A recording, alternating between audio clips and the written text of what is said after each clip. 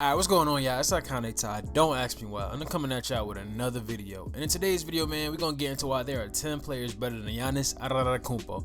But before we get into that, man, I just want to say, make sure y'all hit that sub button, make sure y'all hit that like button, and comment down below what else y'all want me to talk about and how y'all been feeling about these videos. Is Giannis a top 10 player?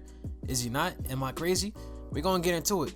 But like I said, man, there are 10 players better than Giannis Antetokounmpo, and I think it's time that we just get into it. Okay, first off, we have LeBron James. Now, anybody that questions if LeBron James is better than Giannis Antetokounmpo, they definitely don't deserve to be talking basketball. LeBron James is a top 2 player of all time.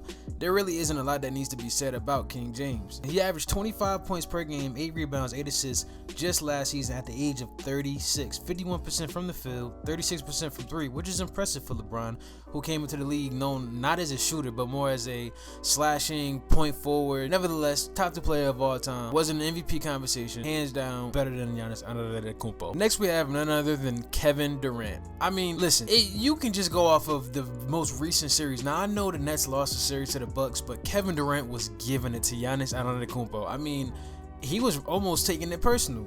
Let me just get into some stats for y'all.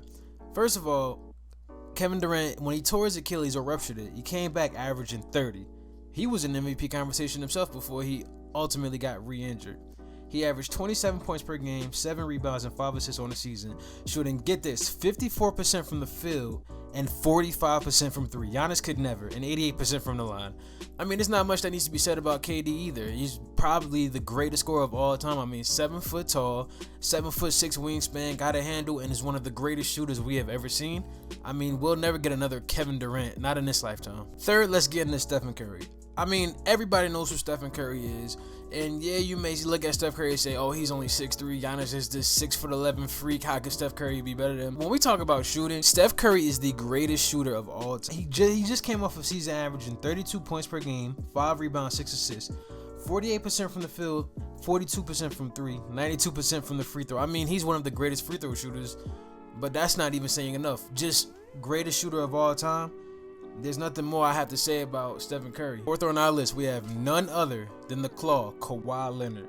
I mean, Kawhi Leonard is probably the best two-way player in the game right now. And to say that he's better than Giannis Antetokounmpo isn't far-fetched. Actually, you can just look back to Kawhi's first and only season with the Raptors. In a playoff series against the Bucks, that series changed when Kawhi decided to lock down Giannis himself, which actually exposed Giannis in the playoffs. All you got to do is put up a wall against Giannis in the playoffs, and you can ultimately neutralize what he does. Kawhi Leonard himself averaged 25 points per game, 6 rebounds, and 5 assists, shooting 51% from the field and 40% from three-point range, and shooting an impressive 88% from the line. These are things that Giannis Antetokounmpo has to work on. Fifth on the list is Anthony Davis. I mean, Anthony Davis, he already has his championship ring, in which during that playoff run, he was most of the time the best player on the court with LeBron James as a teammate. Anthony Davis at 6'10", 6'11", you know, very lanky guy, one of the greatest defensive players in the league today, also one of the greatest offensive players in the league today. I mean, he just completely dominates whenever he decides to dominate and whenever he feels like being healthy. Now, he did have somewhat of an off year, just most recent year, but you can blame a lot of that to an injury and the lack of time they had to recover from the bubble, because let's face it, every team pretty much dealt with that bubble issue, especially those teams that went deep in the playoffs last year. Anthony Davis averaged 22 points per game, 8 rebounds, and 3 assists, shooting 49% from the field and an unimpressive 26% from three-point range. But like I said, we know he's capable of more. Just last season, before that, averaging 33% from three-point range and 74% from the free throw line. Now, 6th on my list, I have to go with James Harden. I mean, we all know or remember the beef between James Harden and Giannis Antetokounmpo, and James Harden pretty much put it as real as can possibly be. James Harden said he had to work on skill, whereas Giannis, you know, he's just 7 feet tall, just running up and down, dunking the ball.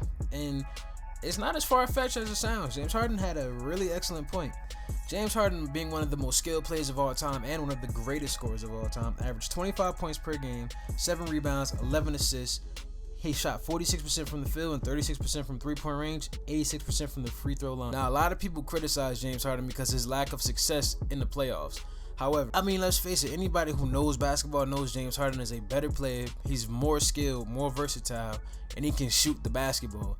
Those things alone are what make a guy better than Giannis Antetokounmpo. 7th on this list, we have Damian Lillard. Damian Lillard is probably the clutchest player in the NBA today. And that's one thing about Giannis Antetokounmpo that nobody will confuse for, because Giannis Antetokounmpo is not a guy that can hit that big shot. Damian Lillard averaged 29 points per game, 4 rebounds, 7 assists, shooting 45% from the field, 39% from the three-point range, and 93% from the free throw line. I mean, this is a guy that sends teams into rebuilds. I mean, just look at what he did to OKC with Paul George and Russell Westbrook. Just look at years ago when he hit the game-winning shot against the Houston Rockets when they had James Harden and Dwight Howard. I mean, this guy is just completely clutch, and he's been the only guy to rival Steph Curry as one of the greatest shooters in the league today, expanding his range to damn near half court. I mean, there's not much else I can say about Damian Lillard. 8th on my list is none other than Luka Doncic. Luka Doncic, he's actually creeping up to be the best player in the NBA, period. I mean, this guy single-handedly took Kawhi Leonard and Paul George 7 games with nerve damage in his neck. I mean, I don't think a lot of people realize how difficult that is, and he makes it look easy. And I'm saying he's doing this with no help. I don't want to hear about Porzingis. I don't want to hear about Tim Hardaway Jr. I don't want to hear about it. Luka Doncic is the reason his team looks as good as they do, even though they're a really subpar team. Luka Doncic averaged 28 points per game, 8 rebounds, 9 assists, shooting 48% from the field, 35% from 3, and 73% from free throw range. I mean, Luka Doncic, he's going to be one of the greatest players to ever play the game of basketball. He's already rivaling Dirk Nowitzki as the greatest Maverick. Only time will tell. But for those reasons, he's much better than Giannis Antetokounmpo. Now, 9th on my list is Joel Embiid. Listen, the only bad thing you can say about Joel Embiid is his health, his longevity, his sustainability. Can he stay healthy for a season? We haven't really seen it. But when he's healthy, man, he's the most dominant big man in the game of basketball today. I mean, Joel Embiid was really in the league to win league MVP before he got hurt, averaging 26, 11, and 8, shooting 56% from the field, 39% from three-point range, which is very impressive, and 87% from the free throw line, which is, again, very impressive. Despite having a guy like Ben Simmons on his team as his second option, Joel Embiid somehow, someway figures out a way to get his team some wins. For this reason, this is why I say Joel Embiid is better than Giannis Antetokounmpo. And to even further this debate, if Joel Embiid could take out Ben Simmons and have a guy like Chris Middleton as his number 2 option, I'm here to tell you today, the Philadelphia 76ers will be in the conference finals. They may even go all the way to the finals. Now, don't kill me, but last on my list is the actual MVP of the season right now, which is Nikola Jokic. Jokic is one of the most skilled big men we have ever seen play the game of basketball. I mean, for a guy to be 7 feet tall and have the guard-like skill, the guard-like vision, and the guard-like handle that he does, I mean, we've never seen it before. Averaging 26 points per game, 11 rebounds, 8 assists, shooting 56% from field, 39% from 3, which is impressive, and 87% from free throw range, which is also impressive. Jokic is an offensive juggernaut. He's your current MVP, and I mean, what can't the guy do at 7 feet tall? I mean, he can shoot the 3, he got the mid-range, he got the post game, he got the handle, he has the vision. I can list off everything. And on a great day, he actually is a paint presence. That isn't enough. There are some honorable mention guys that we just weren't able to name because I don't think that they were going to be top 10. You have guys like Jason Tatum, Paul George, Donovan Mitchell, Devin Booker. I mean, those 4 names alone give you something to think that that's the group that Giannis is rivaling right now. He has to work on a lot, especially his skills. He can't come down and do the same 2 moves, the spin move or the Euro, or actually be neutralized in playoff games and expect to be a top 10 player in this league. I know he won MVP and Defensive Player of the Year in the same year, and there have only been 3 players in league history to do that. But that doesn't stop me from speaking the real, man. I don't know. Maybe I'm bugging, maybe not. But y'all let me know, man, because I think I got this pretty right. Y'all let me know if Giannis is a top 10 player. If he's not, y'all let me know who's in your top 10 list. I would love to hear it. But I'm Iconic Todd. Don't ask me why, man. And I'm out.